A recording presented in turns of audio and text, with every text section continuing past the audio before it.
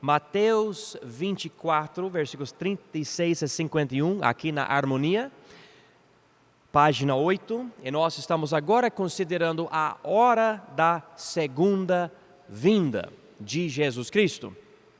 Na aula anterior, nós vimos algumas coisas que Jesus enfatizou na parábola da figueira, preparando o povo da geração que vai ver Jesus, dando esperança para eles, porque eles vão estar na tribulação.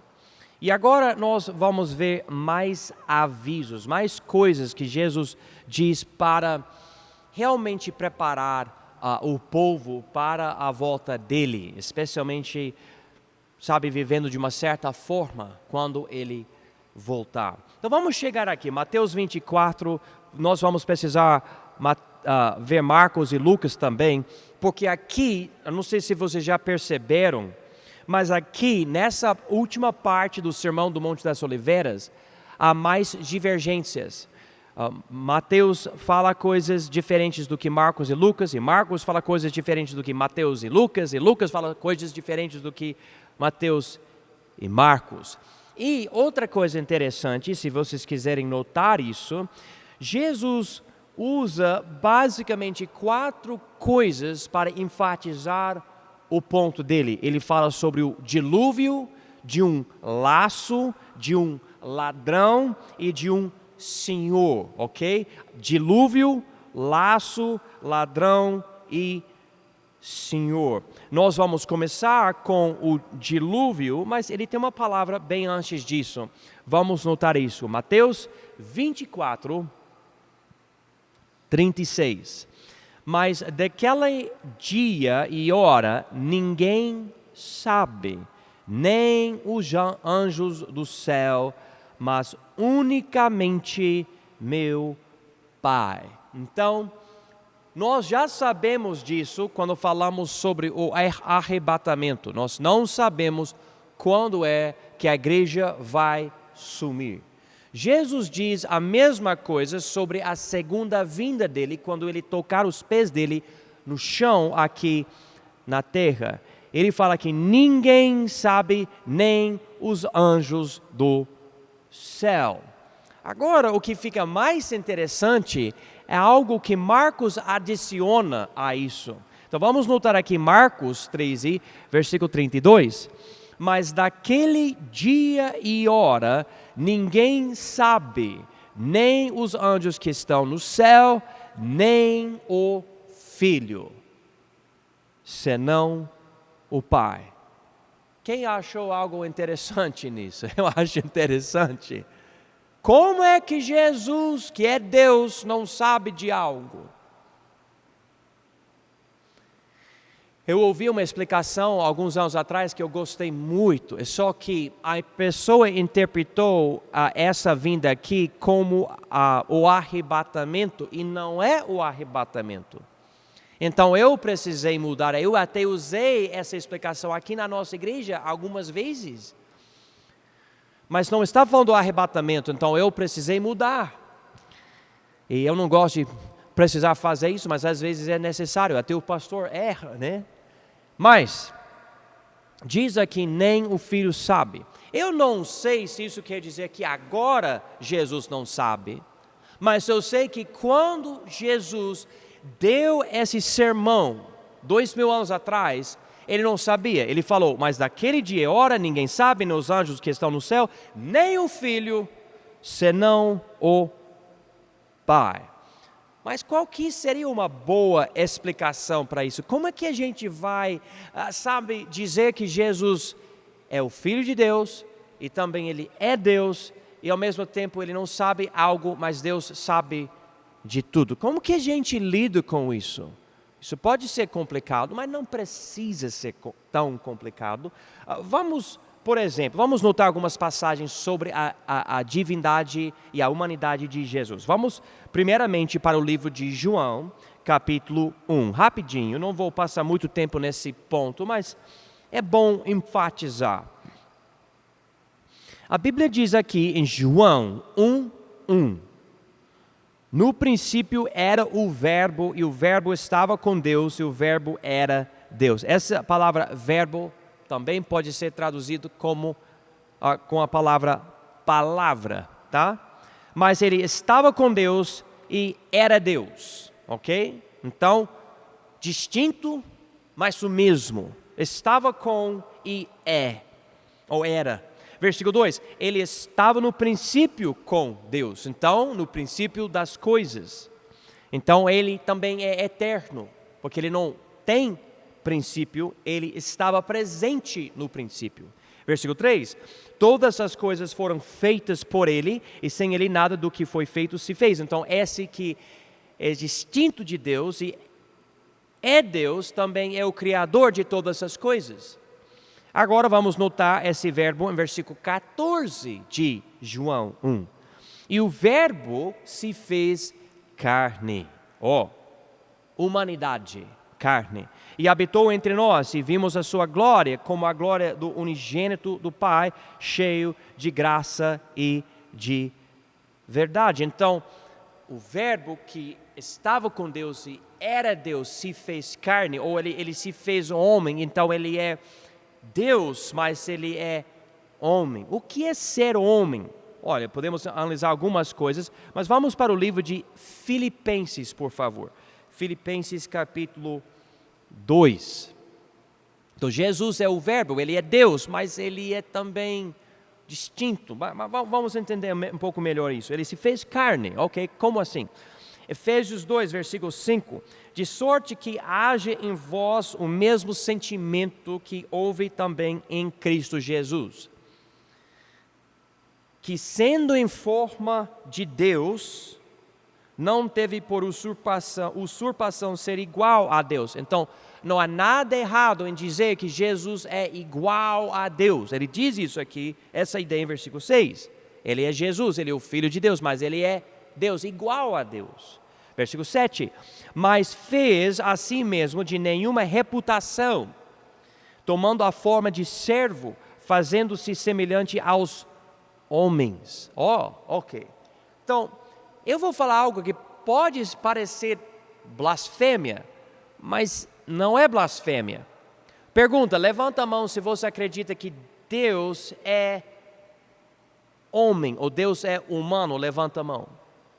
Ele não é. Ele é Deus, ele é Espírito. Ok. Mas Jesus é Deus, ele se fez carne. Então, o que eu vou falar é o seguinte: Jesus é Deus e mais do que Deus, porque ele também é homem. Ele é Deus e homem. É só que quando ele se fez homem, por ser mais do que Deus, agora ele tem menos do que Deus, porque quando você se torna homem, você aceita os limites da humanidade. Ele disse aqui em versículo 7, mas fez a si mesmo de nenhuma reputação. Deus tem toda a glória. Jesus se vestiu, irmãos, com um corpo humano com todos os seus limites, que inclui, irmãos, uma mente humana. E alguém fala, mas como é que Jesus ficou sabendo de certas coisas e além dos outros? E como é que Jesus tinha a capacidade de fazer milagres, etc., ou profetizar o futuro? Em primeiro lugar, ele não tinha pecado nenhum para atrapalhar o crescimento dele em sabedoria. A Bíblia até enfatiza isso, que ele cresceu em sabedoria. Segunda coisa, ele foi ungido para ser o Messias. E como aconteceu com outros profetas, Jesus tinha poder sobrenatural para fazer sinais para o bem do povo, para a glória de Deus. Nota, Jesus nunca fez milagres para o bem dele.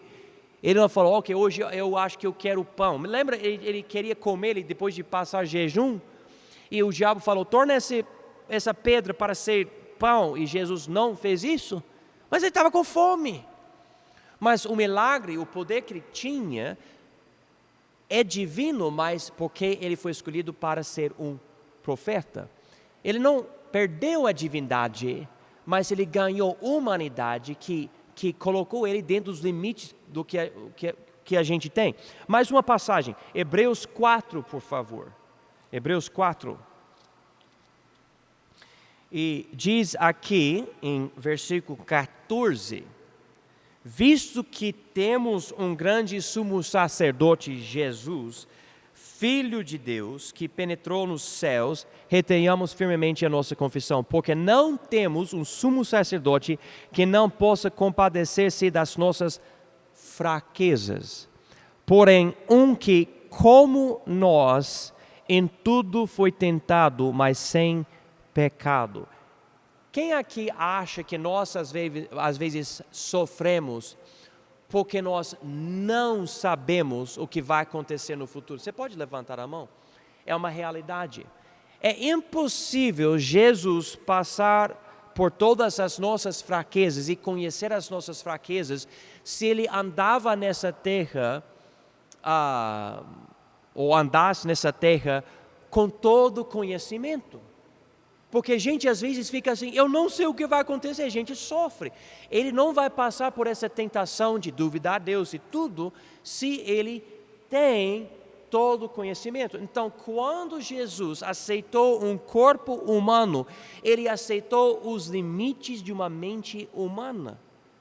E alguém fala, mas isso é tão difícil compreender. E eu digo para você, aleluia, é isso mesmo, também eu não entendo. E o verdadeiro milagre é que como Adão, ele não tinha pecado. Lembra? Adão não tinha pecado, mas quando Adão foi tentado, Adão caiu. Quando Jesus foi tentado em todos os pontos, Adão é um ponto só, mas Jesus em todos os pontos, ele não pecou. Esse é o milagre da encarnação. Ele não pecou. E Deus viu um ser humano sem pecado suficiente para morrer por nós. E aceitou Jesus como o nosso sacrifício, nosso substituto.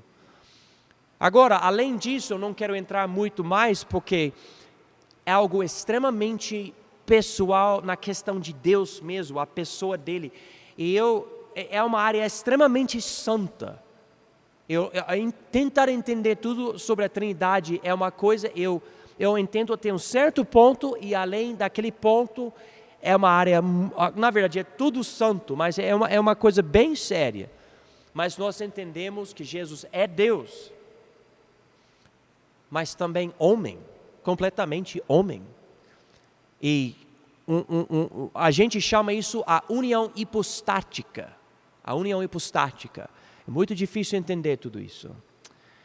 Tá, agora voltando para Marcos 3 e versículo 32, diz, mas daquele dia e hora ninguém sabe, nem os anjos que estão no céu, nem o Filho, senão o Pai.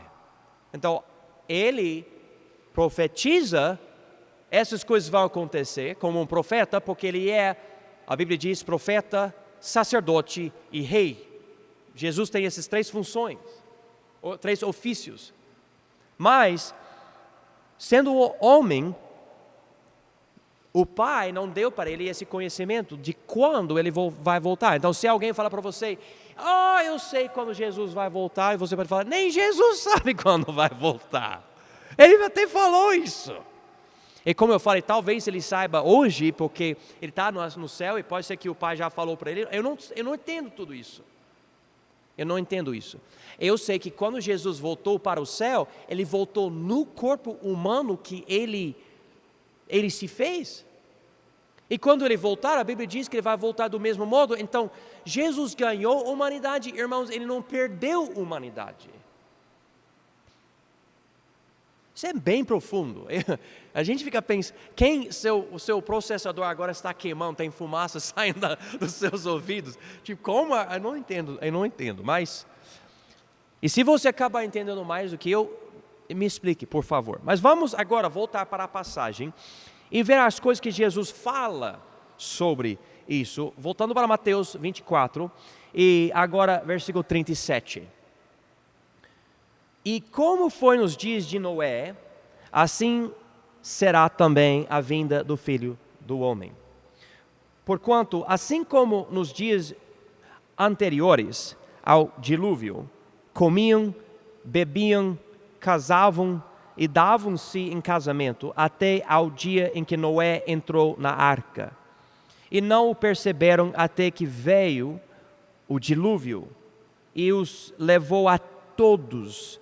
E assim será também a vinda do Filho do Homem. Já analisamos essa ideia na semana passada em Lucas 17. Se vocês quiserem marcar aqui, vocês podem marcar aqui Lucas 17, versículos 26 a 37, para comparar essas coisas. Lá ele lida com Noé e Ló e ele dá alguns outros avisos. Eu quero simplesmente enfatizar algo aqui. Em versículo 39, ele diz, e não perceberem até que veio o dilúvio e os levou. Marca essas palavras, os levou a todos, assim será também a vinda do Filho do Homem. O meu entendimento é que essa palavra levou está se referindo aos ímpios, que não foram com Noé na arca. Deus levou com o dilúvio os ímpios, ele levou. Então era, vamos dizer, um arrebatamento de água, levando não os piedosos, os santos, os justos, mas levando os ímpios na época de Noé. As pessoas estavam comendo e bebendo e casando, sabe, tudo normal, mesmo com certas coisas mudando, mas eles, nada vai acontecer. Noé, esse cara é louco, ele construiu esse navio enorme, ele está colocando bichos lá dentro. Esse rapaz, ele não tem noção. E Pedro fala sobre isso em 2 Pedro capítulo 3, como as pessoas zombavam dele e vão zombar de nós e zombam de nós até hoje. Mas com esse contexto, Jesus fala algo aqui em versículos 40 e 41. Vamos notar isso aqui. Então, estando dois no campo, será levado um e deixado o outro. Estando duas moendo no moinho, será levada uma e deixada outra. Agora, vocês podem marcar essas palavras levado e levada. E muita pessoa interpreta esses dois versículos aqui como se tivessem ou fizessem parte do arrebatamento. Ele não está lidando com o arrebatamento. Ele não mencionou o arrebatamento aqui. Esse, vamos dizer, arrebatamento é novamente um arrebatamento de ímpios, de pecadores. A primeira vez, água levou as pessoas. Agora há pragas e ele fala até de fogo. A segunda vez. Ele não vai julgar novamente a terra com água do jeito que ele julgou nos dias de Noé. Nós temos o arco-íris para nos mostrar isso. Mas fogo vai chegar. Então, quando você lê versículos 40 e 41, você sabe, ele não está falando sobre o arrebatamento. Ele fala sobre homens, em versículo 40, e mulheres, em versículo 41. Então, as pessoas vivendo suas vidas, seguindo o seu ritmo, tudo normal para eles, ainda com tanta coisa acontecendo no mundo.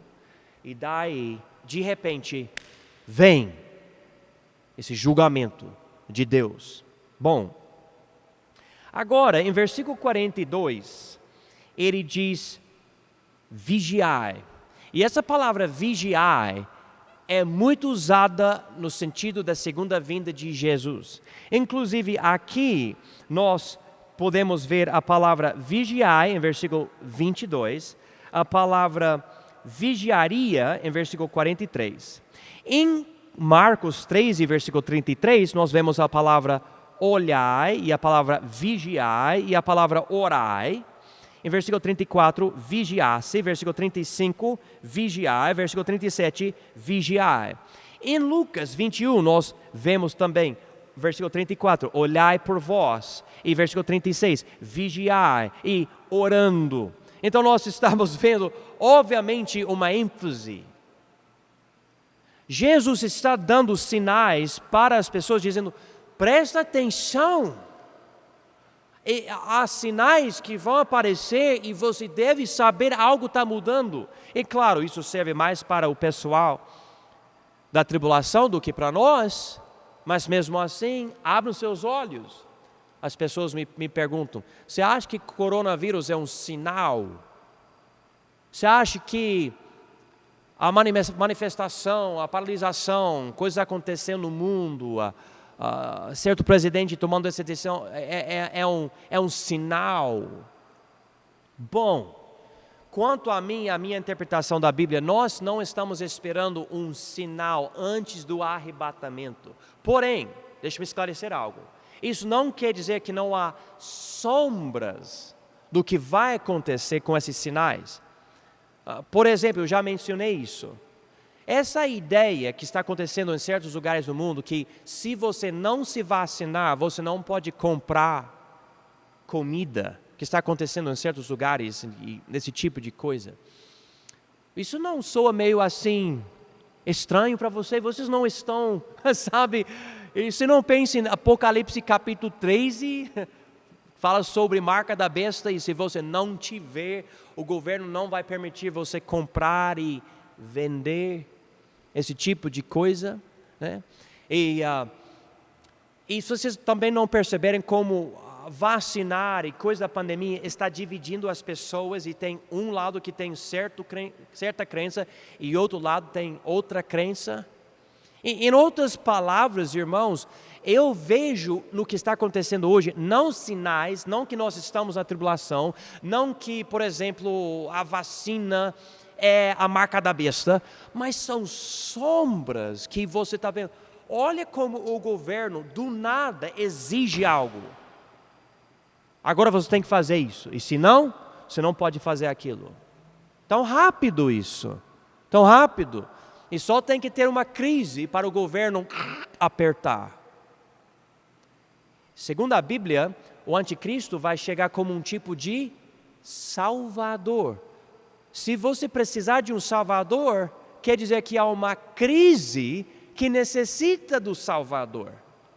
Então, ele vai aproveitar alguma coisa para chegar e falar, olha, eu cheguei. E todo mundo fala, que bom. E vão para ele, sendo enganados, e ele vai fazer a obra dele.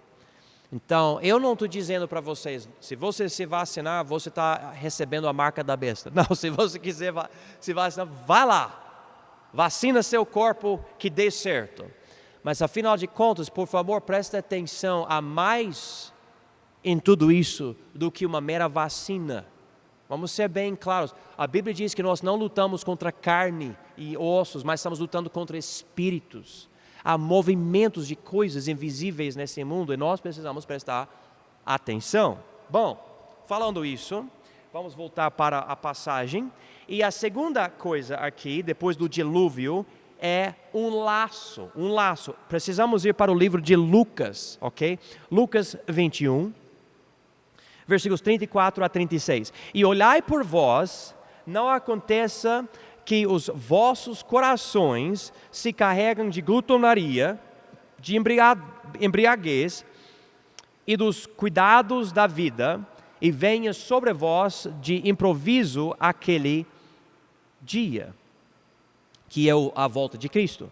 Porque virá como um laço sobre todos os que habitam na face da terra. Vigiai, pois, em todo o tempo orando, para que sejais havidos por dignos de evitar todas estas coisas que hão de acontecer e de estar em pé diante do Filho do Homem. Algumas coisas interessantes. Lucas é a única pessoa que menciona esse laço. E eu imagino, por exemplo, você está andando na floresta, no mato, e você pisa num laço, vamos dizer que é uma corda pendurada numa árvore, você pisa e um peso cai, e a corda levanta você e você já está preso, né? Esse tipo de ideia. Pode ser um outro tipo de laço ou armadilha, mas essa ideia, você tem que vigiar, você tem que olhar. E eu aplico isso para mim hoje. Vamos notar o que acontecerá durante a tribulação para analisar as coisas de hoje em dia, a política, os movimentos nas igrejas e tudo, para entender onde nós estamos e quais devem ser as nossas decisões hoje em dia. Há muita igreja que evita escatologia, não estuda essas coisas, nunca estuda essas coisas. As pessoas falam, pastor, por favor, ensina sobre essas coisas. O pastor fala, eu não quero, eu não vou. Eu acho é uma coisa extremamente triste, porque quando você percebe essas coisas, você enxerga melhor o governo do Brasil, o governo dos Estados Unidos, o governo de Israel, você percebe o que está acontecendo. Agora, se as pessoas querendo unir os governos e ter uma moeda só, e eliminar cédulas e outras coisas, e centralizar tudo, você vê isso, será perfeito para o anticristo. Será perfeito colocar um chip ou alguma coisa na mão, na cabeça que diz que você foi vacinado para só escanear, então você pode entrar. Perfeito, irmãos, perfeito para o anticristo. Perfeito. É bom estudar essas coisas para notar e perceber. Tá.